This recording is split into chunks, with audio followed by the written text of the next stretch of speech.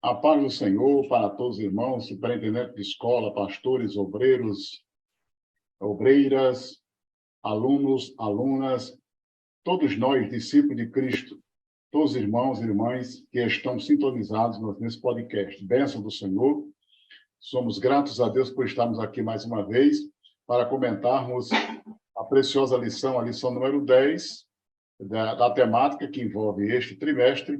Estou aqui juntamente com o presbítero Túlio, que está em função pastoral ali, o povoado de Catunda. Então, as saudações iniciais aí, pastor Túlio.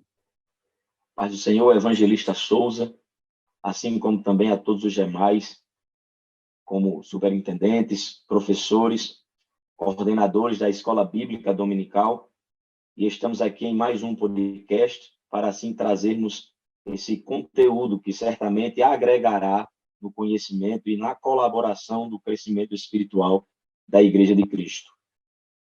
Amém, graças a Deus. Então, é com muita alegria que nós estamos aqui na presença de Deus para falar mais uma temática interessante. Este tema é um tema que trata sobre a igreja e a política. E o texto áureo diz o seguinte, baseado no Evangelho segundo escreveu São Mateus, capítulo 22, versículos 15 ao 21, e ainda nós temos ainda o texto em 1 Timóteo, capítulo 2, versículos 1 ao 5. Então, eu não vou fazer a leitura completa, mas eu vou ler aqui alguns versículos. Então, Mateus 22, 15 ao 21, trata exatamente sobre a questão que os fariseus consultaram entre si, como é que eles surpreenderiam, né, Jesus em alguma palavra. Então, enviaram a Jesus, os seus discípulos, com os herodianos, dizendo assim, mestre, bem sabemos que és verdadeiro e ensinas o caminho de Deus segundo a verdade, sem te importares com quem quer que seja, porque não olhas a aparência dos homens. Aí, essa palavra, aparentemente, tinha uma inocência muito grande, né? Se fosse mesmo fazer uma avaliação de ingenuidade, mas, na realidade, eles estavam com más intenções. Porque eles perguntaram assim, diz-nos, pois, que te parece, é lícito pagar o tributo a César ou não? Aí Jesus responde, né? Conhecendo a malícia, Jesus conhece, diz assim, por que me experimentais, hipócritas? Veja que Jesus conhece a intenção dos corações. Aí Jesus diz assim, mostrai-me a moeda do tributo, e eles lhes apresentaram um dinheiro. Aí Jesus dá uma lição sobre eles, mostrando que eles deviam dar a César o que é de César, mas também eles deviam tributar a Deus o que é de Deus. Então, aí está em Mateus 22, versos 15 ao 21. E agora, 1 Timóteo 2, 1 ao 5, nós já temos agora Paulo escrevendo a Timóteo, e ele fala para que nós, antes de tudo, devemos fazer deprecações, orações, intercessões e ação de graça por todos os homens. Então, veja que todos os homens aqui estão incluídos. O que mais? Pelos reis e por todos os que estão em eminência, para que tenhamos o quê? Uma vida quieta, sossegada, em toda piedade e honestidade. Por isso é bom e agradável diante de Deus, nosso Salvador, e o objetivo final sempre é a salvação dos homens. Então, é importante que nós saibamos que, como cristãos, temos uma responsabilidade muito grande. Esta lição, ela tem como objetivo mostrar exatamente os conceitos de política e sociedade. Ela destaca também as orientações bíblicas para os cristãos sobre a responsabilidade civil.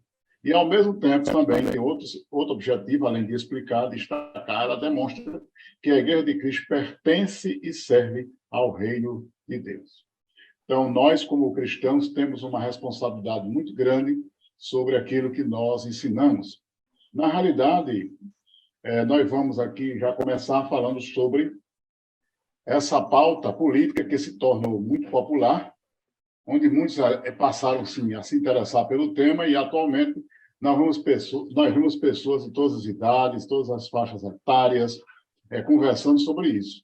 Então, política, esse nome política, muitas vezes envolve até matemática polêmica, mas nessa lição nós temos em outra direção. Nós vamos mostrar exatamente a importância desse tema e ver o que a Bíblia ensina sobre este assunto.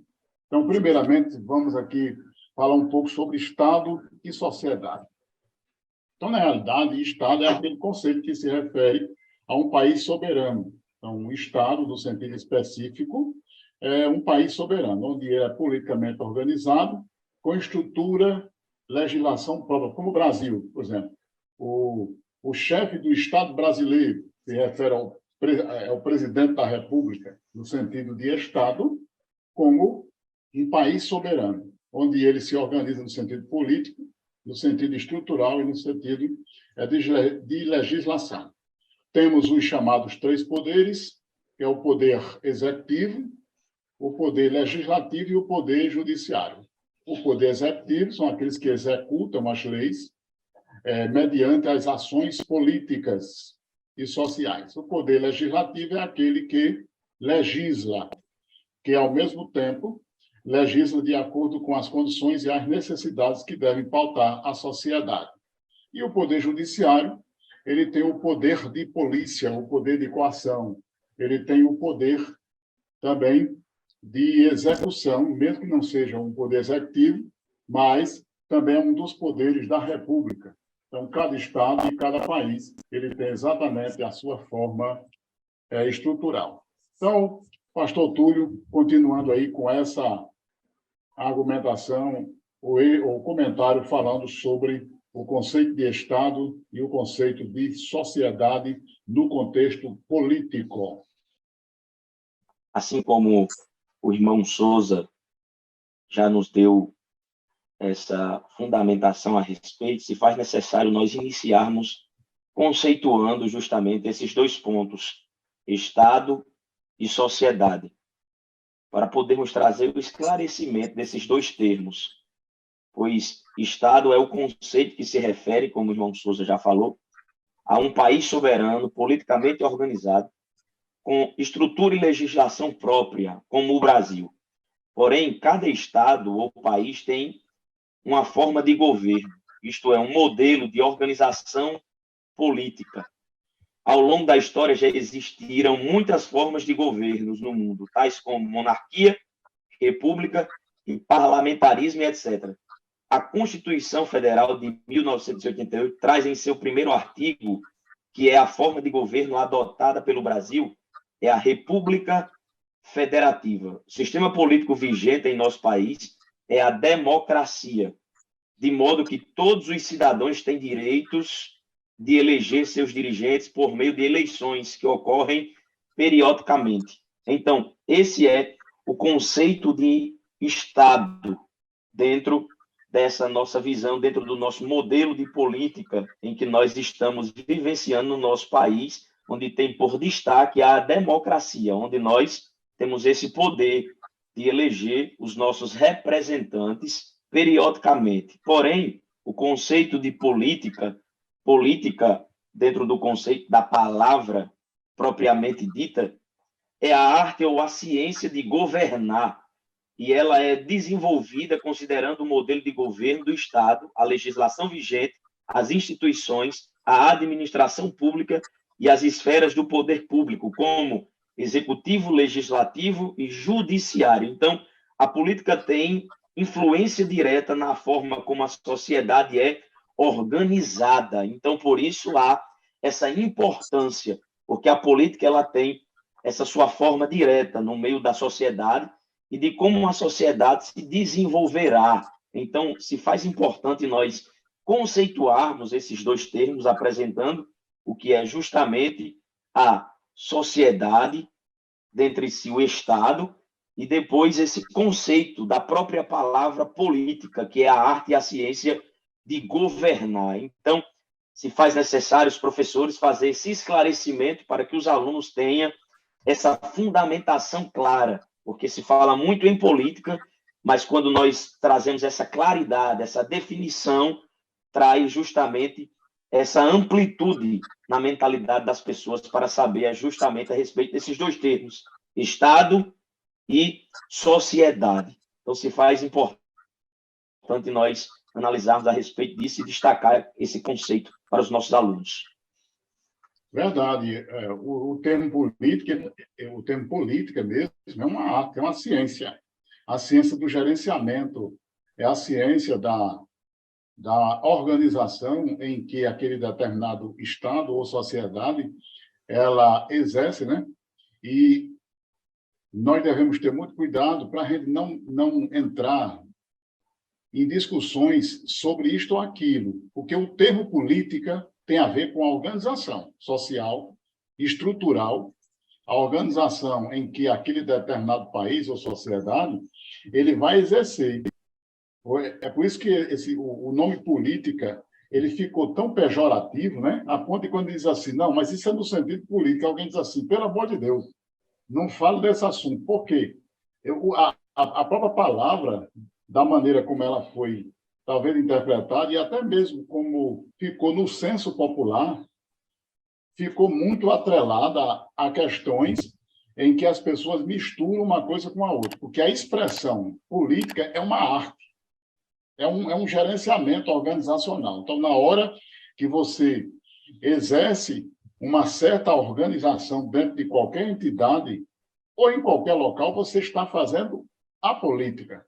Mas não é no sentido de que muitos veem esse termo como algo depreciativo. Embora que a política tomou, né, assim, tomou uma certa direção na mente das pessoas de que é algo imoral, né, algo sujo. Mas não, aí já é o desvirtuamento da política.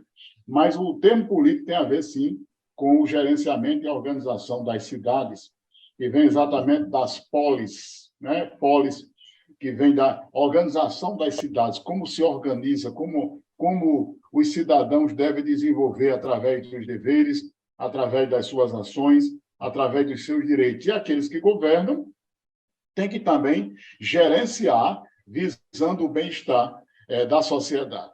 A sociedade, na realidade, é aquele conjunto de pessoas que se agrupam de acordo com os seus valores culturais, emocionais e, por que não dizer, valores que têm a ver com aquilo que eles acreditam. Aí formam as sociedades. No momento, a gente não está aqui fazendo uma expressão de valor ou fazendo um juízo de valor, porque a gente está apenas falando aqui em conceituação. Então, já falamos aqui sobre Estado, no sentido de país soberano. Túlio aí deu uma definição sobre o que é a palavra política, no sentido do gerenciamento e a arte, e estamos falando sobre esse conceito de sociedade. Essa nossa lição ela é muito rica porque, conforme aí também o pastor Túlio falou, sobre as várias formas de governo existentes, mas a Constituição da República Federativa do Brasil, que traz aqui no artigo, deixa muito bem qual é o princípio que nós somos regidos. Ele também, o pastor Túlio falou sobre a política como arte ou como a ciência de governar. Então, tudo isso aí tem a ver com a prática política também, que, por natureza, ela, por ser diversificada, mas ela deve o quê? Respeitar os direitos constitucionais dos cidadãos brasileiros. Então, a CF, que é a Constituição Federal de 88, ela é a norma fundamental e suprema. Então, nela estão os direitos fundamentais de todo brasileiro. É como se fosse, assim, na ilustração, a bússola norteadora das demais leis.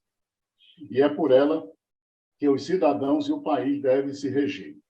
Então, diante de tudo isso, conceituamos, mas agora vamos falar sobre os cristãos, sobre a Bíblia e sobre a política.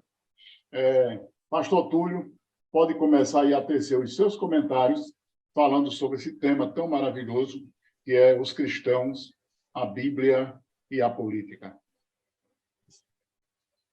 Evangelista Souza, nós também temos percebido, né, o desgaste que essa palavra tomou proporção, principalmente nos nossos dias. Porém, a palavra de Deus, ela aponta alguns princípios que todos nós, crentes em Cristo, cristãos, temos que obedecer esses princípios que a palavra de Deus, ela traz para a nossa vida como fundamento e modo de comportamento. Então, nós, cristãos, temos um comportamento pelo qual a Bíblia rege a nossa vida, pois é o nosso manual de prática, é o nosso manual de regra. Porém, todo cidadão brasileiro ele tem deveres perante a lei e o Estado, principalmente dentro daquilo que a Bíblia nos instrui a fazer.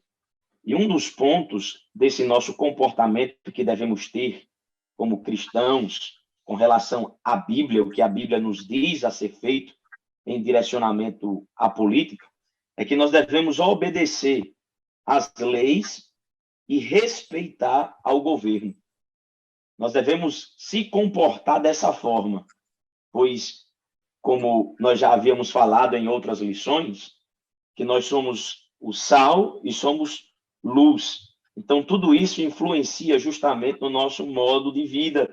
E nós, como crentes em Cristo, devemos ser obedientes, como viver honestamente. Nós não devemos fundamentar nossa vida em práticas erradas de outras pessoas. Nós devemos fundamentar nossa vida pelaquilo que a palavra de Deus nos diz e nos direciona. Porque já visto que tem pessoas que digam agora o governo é isso, é aquilo, e eu vou me corromper. Não, de maneira nenhuma. Independente de quem esteja lá, o seu posicionamento é único e ele deve ser fundamentado na palavra de Deus. Então, o que eu devo fazer? Obedecer às leis e respeitar ao governo. Esse é um fundamento em que todos nós estamos aí intrínsecos, inseridos para vivenciarmos essa verdade em Cristo. Segundo, interceder. Nós devemos ser intercessores. O texto da primeira carta de Paulo a Timóteo, capítulo de número 2, onde foi lida como texto áureo, aponta dizendo que Deus se agrada quando nós se posicionamos dessa forma, orando pelos nossos governantes. Então, nós devemos orar pelas autoridades. E isso é um princípio em que nós não devemos abrir mão de forma alguma. A igreja tem esse princípio. Nós, cristãos, fundamentados na palavra de Deus, temos essa atividade de orar pelos nossos governantes, orar pelas autoridades constituídas por Deus sobre nós. Terceiro, bom testemunho perante a sociedade. Então, uma pauta a ser destacada aqui, bom testemunho perante a sociedade, é que o cristão ele deve manter justamente a sua consciência, no sentido de que não andar discutindo com outras pessoas a respeito de partidarismo, a respeito de situações. E por mais razão que tenha. Até mesmo, Sim. Mesmo com razão, ainda não é adequado. Porque nós somos um referencial. No momento em que nós agimos de forma contraditória, nós perdemos esse poder de influenciar. É verdade. Nós perdemos esse poder de trazer, de atrair as pessoas a Cristo. Porque certamente possa ser uma arma que o diabo utilize para macular a nossa imagem como referência na sociedade. Então, nós devemos manter esse bom testemunho diante da sociedade como princípio. Então, o cristão, a Bíblia e a política, o nosso posicionamento diante disso deve ser o nosso bom comportamento. O cristão, como pessoa, como nós que estamos em Cristo Jesus, a Bíblia como como a nossa norteadora, que fundamentará os nossos passos, a dinâmica de vida, pois assim como o salmista diz que ela é lâmpada para os nossos pés e luz para o meu caminho, a minha vida é fundamentada na palavra de Deus. E em direção a esse conceito de política ao qual nós estamos inseridos, nós devemos utilizar a palavra de Deus para termos um bom testemunho, para intercedermos pelas nossas autoridades e, terceiro, ser obediente a leis e respeitar ao governo.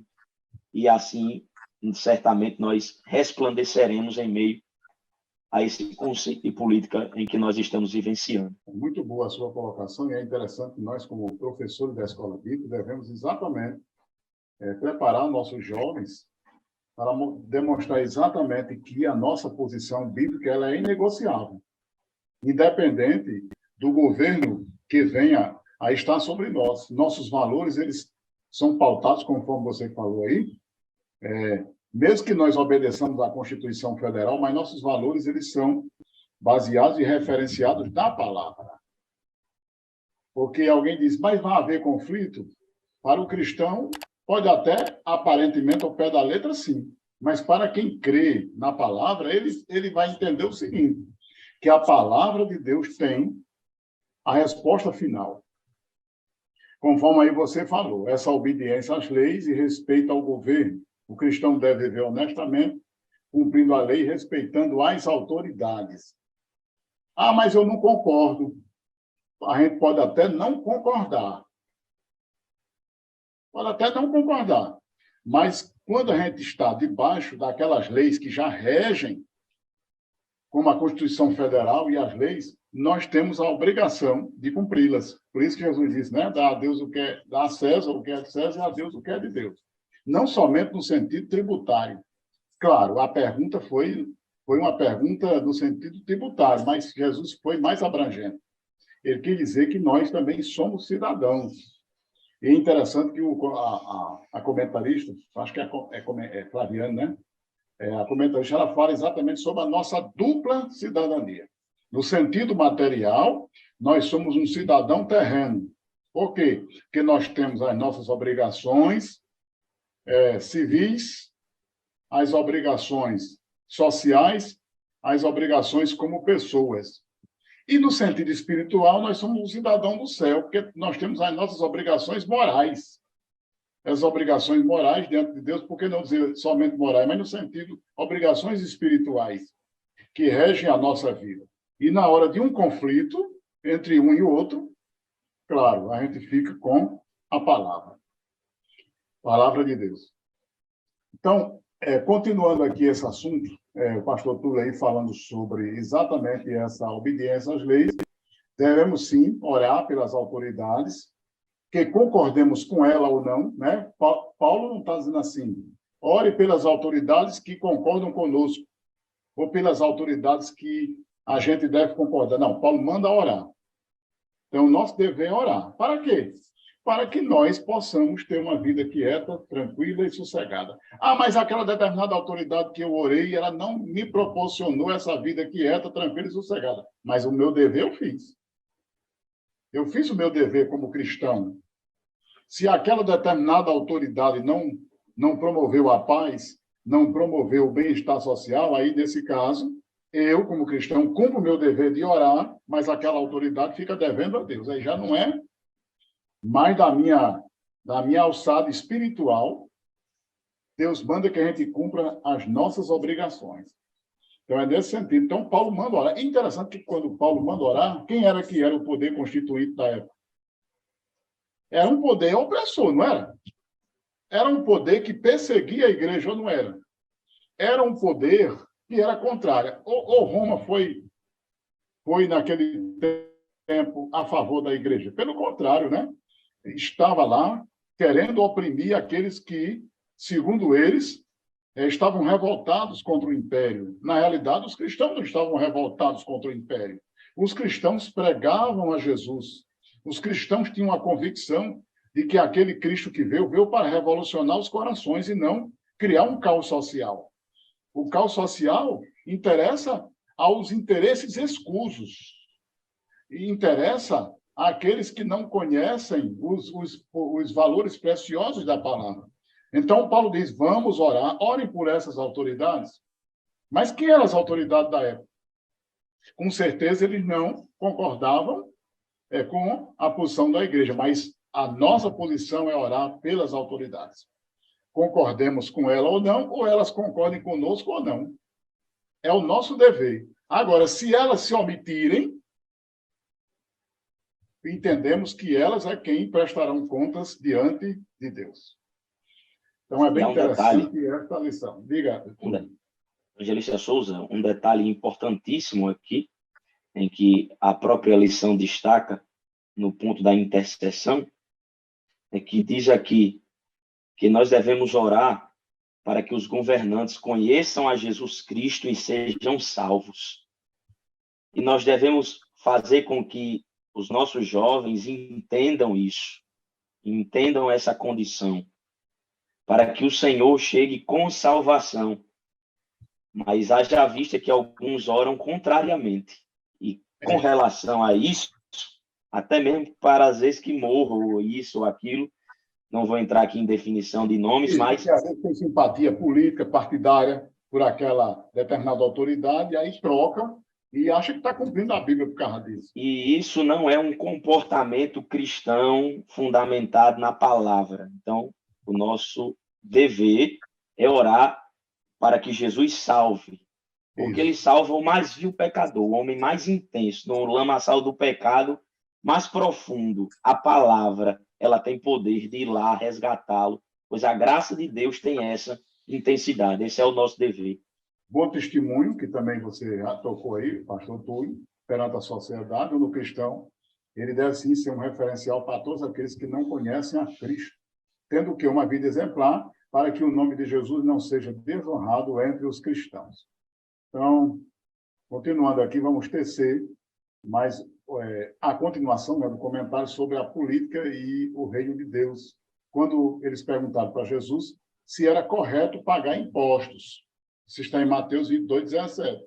Então, nesse contexto, os judeus estavam sob o domínio do Império Romano. E, por isso, eles eram obrigados, sim, a pagar tributos. É interessante aqui, Túlio, que Jesus aqui não foi questionar que o Império Romano era injusto. Eu creio que era. Ou não era? Aqui não houve um questionamento que o povo de Deus estava subjugado ao poder romano. Não está em discussão isso aqui. Por exemplo, nós aqui, eu e você, não estamos discutindo o que está certo e o que está errado. A gente está discutindo o que é certo no sentido da palavra. A gente não está aqui fazendo um juízo de valor sobre determinados fatos. Mas Jesus aqui não disse assim, olha, eu sei que o Império Romano subjugou vocês, vocês estão sob o poder do Império Romano, e esse império não presta. Não foi assim que Jesus disse. E embora que o Império Romano fosse opressor mesmo, não era. Claro que o Império Romano era opressor, mas Jesus não disse isso. O Império Romano não presta, não merece, vocês não dê tributo a César porque eles querem ser senhores, eles querem dominar sobre vocês. Não, Jesus foi com a mensagem e disse assim, olha, pede uma moeda, naquela moeda havia ali a esfinge, quer dizer, exatamente a imagem do poder romano da época, através do seu imperador, César, e ele pergunta, né? Então, de quem é essa imagem e inscrição? Claro que eles responderam que era óbvio que era de César. E eles disseram, então pronto, vocês dêem a César o que pertence a César.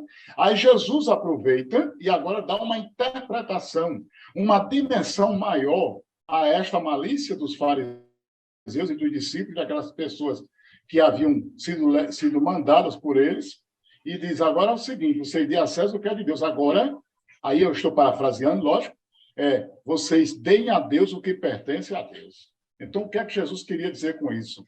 É que além daquela moeda que ali representava o poder romano, o poder opressor, o poder territorial, o poder político, o poder governamental, a regência, o poder dos Césares, eles deveriam, como cidadão, cumprir os seus deveres. Agora, no sentido espiritual, também havia, sim, um reino que eles desconheciam, que esse reino não é opressor, esse reino era o reino de justiça, o reino de Deus, que eles deveriam, sim, tributar a Deus. Então, foi essa a grande lição de Jesus. E esta lição, ela é imortal, permanece para sempre. Nós, como professores, temos, sim, uma missão para mostrar aos nossos jovens que, além de sermos um cidadão da terra, nós temos deveres para com o nosso Rei Celestial. Pode continuar aí, Túlio. Então, nesse terceiro ponto, a política e o reino de Deus, é interessante nós percebermos que essa mentalidade dominou até mesmo a mente dos discípulos do povo judeu sonhar com essa libertação do jugo romano. E a gente vê que os próprios discípulos, claro, por serem judeus, eles estavam moldados com essa mentalidade de enxergar o Messias até mesmo de forma diferente da realidade.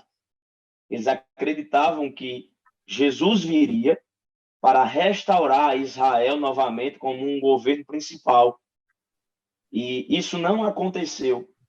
E a gente vai ver em Atos, capítulo 1, versículo 6, que eles vão perguntar a Jesus quando é que isso iria acontecer, a restauração de Israel. E a perspectiva deles ali era justamente esse restabelecimento político de poderio, de domínio terreno. Jesus surpreende ele dizendo, não cabe a vocês, rapaz, saber os tempos nem as estações. Isso é coisa específica do Pai. Cabe a vocês pregar o evangelho. Vão embora e pregam o evangelho aí a toda criatura e até os confins da terra.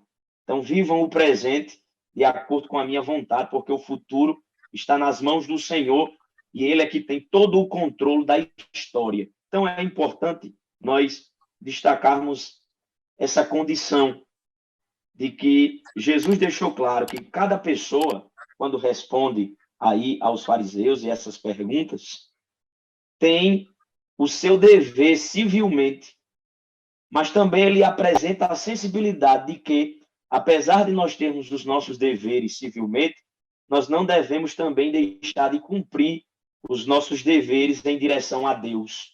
Então, dai a César o que é de César e dai a Deus o que é de Deus. Então, nós temos essa condição de cumprir civilmente os nossos deveres, mas também não perder de vista a nossa sujeição a Deus. Nós devemos andar com essa fundamentação sobre nós. Portanto, é interessante também, de grande importância, nós compreendermos que a Igreja de Cristo, ela não está sujeita nem dependente de um governo ou de um país. A Igreja faz parte do reino de Deus. Enquanto a política é algo local, terreno, transitório, temporário, nós fazemos parte de um reino que é eterno, nunca terá fim, vai transcender esse tempo e nós estamos inseridos nele. É aquilo que o próprio Daniel, no capítulo 2, responde ao rei da época, Nabucodonosor, dominante do maior império da época, Império Babilônico, no sonho, quando Nabucodonosor sonha com aquela estátua, e ali está aqueles diferentes reinos, aqueles diferentes sistemas políticos de governar, como Babilônia, como os medos e persas, como a Grécia, Alexandre o Grande, como Roma. Então, e conclui ali a aplicação da visão, Daniel dizendo, mas você via, Nabucodonosor, uma pedra vindo descendo, e essa pedra era o reino que vinha e destruía e prevalecia porque iria se estabelecer eternamente. Então, ali ele deixa claro essa mensagem para nós. A nossa vida está na mão de Deus. Deus está no controle. Sim? Verdade. Bênção de Deus, né? Saber que Deus controla tudo. Então, é de grande importância, né? E compreendamos que a igreja realmente ela não está sujeita e nem depende do governo de um país. Alguém pode até argumentar, não, mas a gente não pode negar a política. Não, nós não estamos negando a política. A igreja, como uma agência divina, ela tem que continuar na sua posição, como aquela que prega, que evangeliza, edifica os membros, ora, intercede, busca, onde o verdadeiro governo e o domínio do mundo, que está nas mãos de Deus, e tudo acontece sob a permissão de Deus. Então, é essa a nossa linha de raciocínio e bênção. Ainda falando um pouco sobre a política e o reino de Deus, é importante que nós possamos entender que Jesus ele aponta aí para uma questão da alta sensibilidade em que nenhum homem, por mais poderoso que seja, ele deve receber aquilo que só a Deus pertence. Por exemplo, é por isso que Jesus foi claro lá. Jesus definiu as fronteiras, os limites das coisas, quando ele disse, entregue a César o que é de César, mas também entregue a Deus o que é de Deus. O que é que ele quer dizer com isso? Se César exigir aquilo que pertence a Deus, o cristão não pode entregar. Porque Deus já é justo e ele não vai querer que a gente entregue a Deus aquilo que pertence a César. O que é isso? No sentido, traduzindo isso, aquilo que nós podemos fazer como cidadãos, como pessoas humanas, devemos cumprir nossos deveres e direitos aqui na Terra como cidadão. Isso aí pertence a César. Mas devemos, sim, entregar a Deus aquilo que lhe pertence. O que é que pertence a Deus? A glória.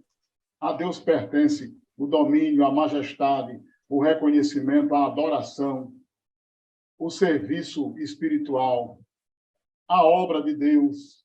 Então, é de grande importância que a gente compreenda isso. É importante que nós, como professores da escola, e também somos alunos de Deus, e também alunos, porque nós devemos estar sempre aprendendo, que a igreja ela faz parte do reino de Deus, e enquanto a política é algo local, conforme você já definiu, temporal, transitório, mas o reino de Deus é eterno. Você ilustrou aí com o reino de Deus que veio para ficar.